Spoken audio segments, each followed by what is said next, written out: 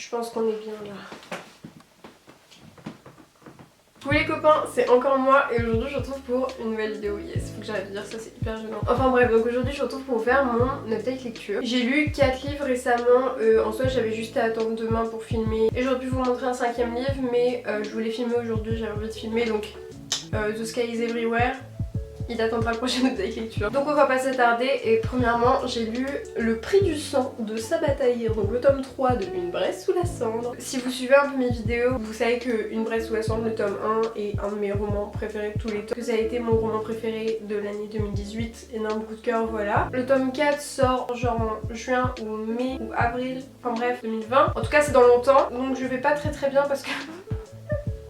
je vais devoir attendre. Pour le résumé, je vais vous dire la même chose que ce que je dis à chaque fois que je parle de cette saga. Je vous fais pas de résumé parce que je me suis lancée dedans sans avoir lu de résumé du tout. Et c'est une histoire plutôt complexe, comme c'est de la fantasy un peu hard, genre. Du coup, je vous mets bien dans la barre d'infos le résumé si j'y pense, hein, parce que c'est très probable que je n'y pense pas. Donc je peux dire que ça a été un coup de cœur parce que cette histoire est clairement beaucoup trop bien. Au début ou dans la première partie, que j'avais l'impression que c'était plus comme un tome de transition parce que c'était beaucoup de stratégie et très peu d'avancées dans les relations en fait. Du coup là on suit nos 3 personnages séparément et ils se retrouvent quasiment jamais en fait confrontés les uns aux autres. Du coup comme il y avait très peu d'avancées en soi dans la relation, c'était juste qu'ils avançaient chacun de leur côté pour faire avancer l'histoire et donc pour se retrouver dans un autre tome et faire avancer les choses. J'avais vraiment l'impression d'être dans un tome de transition, ce qui est pas si mal hein. Mais à la fin, voilà. J'ai quand même vécu une énorme frustration, surtout Laïa et Elias. Je suis tellement frustrée. Oh. Et l'auteur à chaque fois, mais dans chaque tome, mais she blows my mind.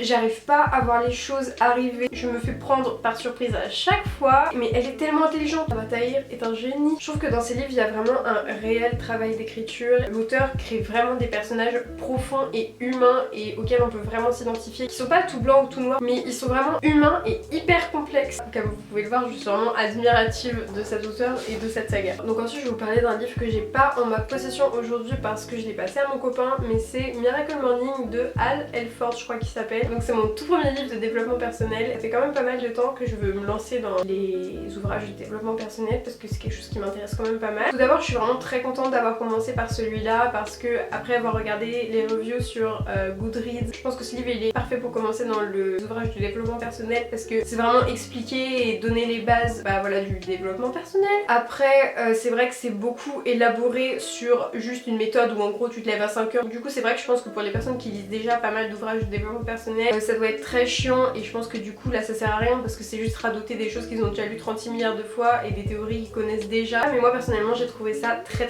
inspirant et j'ai même hésité à lui mettre 5 étoiles. J'ai mis 36 milliards de post-it. Quand je le lisais j'avais vraiment l'impression à des moments que c'était ma mère qui me parlait, c'était plutôt cocasse comme situation. Voilà, j'avais vraiment l'impression que c'était ma maman qui était en train de me dire allez Léonie tu vas y arriver, tu peux tout faire. Ça a un peu traité de la loi de l'attraction mais sans aller trop en profondeur dedans. Et moi la loi de l'attraction, je sais pas si vous connaissez mais c'est quelque chose qui vraiment m'intéresse énormément. En tout cas ça m'a vraiment énormément motivée et j'ai essayé un petit peu d'incorporer cette méthode dans ma vie même si c'est un peu compliqué de temps en temps parce que voilà des fois je vais à des concerts où je fais des trucs, je peux pas toujours me lever aussitôt. Mais je pense que c'est aussi très important d'être indulgent avec soi-même et donc dès que je peux je me lève à 5h ou 5h30 et je me fais des plans et tout et c'est vraiment super agréable parce que je me rends compte après que au final j'ai beaucoup plus de temps dans ma journée parce que de toute façon quand je suis dans mon lit à 22h je fais rien de plus alors que le matin quand je me lève à 5h je fais des choses. C'est à vous de voir mais moi en tout cas j'ai vraiment énormément aimé et du coup je crois que j'ai mis 4 ou 4,5 étoiles.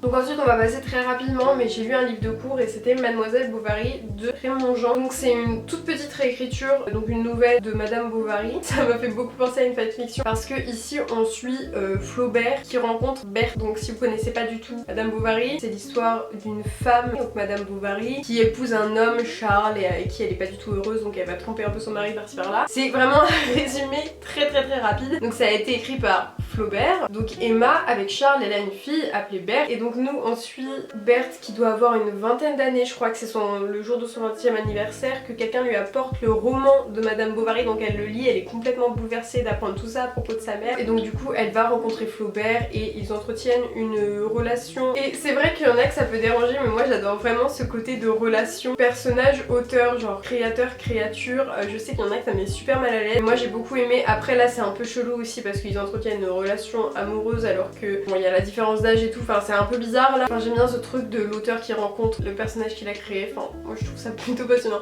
Donc du coup voilà. Et donc dernièrement j'ai lu le tome 3 des Chroniques lunaires donc de Marissa Meyer, donc Cress. Donc dans celui-ci on suit Réponse. Pour moi en tout cas cette saga mais va de mieux en mieux. Le tome 1 je l'avais bien aimé mais sans plus. Le tome 2 je l'ai vraiment surkiffé et celui-là mais encore plus. Alors j'ai vraiment hâte de voir Levana, même si Levana c'est une nouvelle donc je sais pas trop si je vais aimer. Mais surtout de voir Winter. Lui comme c'est une plutôt grosse bricasse, je me suis dit lui Léonie tu te fais plaisir, tu le savoures. Puis le dernier week-end je me suis dit j'en peux plus, je n'y arrive plus donc j'ai lu 200 pages le samedi parce que c'était beaucoup trop dur de m'empêcher de le lire. Il est vraiment...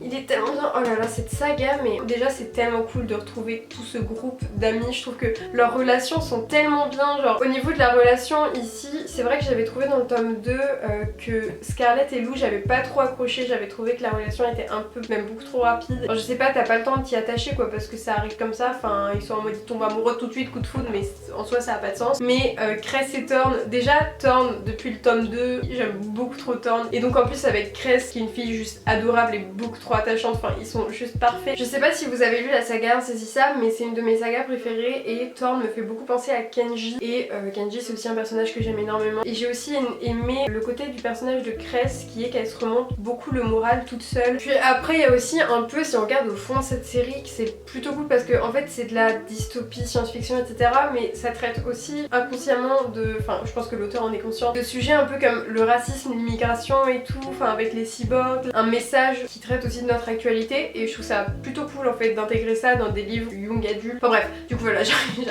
pas à m'expliquer. Enfin bref, du coup voilà, et Cress du coup j'ai mis 4 étoiles parce que c'était trop bien, c'était un coup de cœur et je pense que j'ai même mis 4,5 je crois, ou 4,75, enfin bref c'était trop cool. Donc du coup voilà, j'espère que cette vidéo vous aura un minimum plu. N'hésitez pas à me dire dans les commentaires ou même en privé ce que vous avez lu récemment parce que j'adore les updates lecture.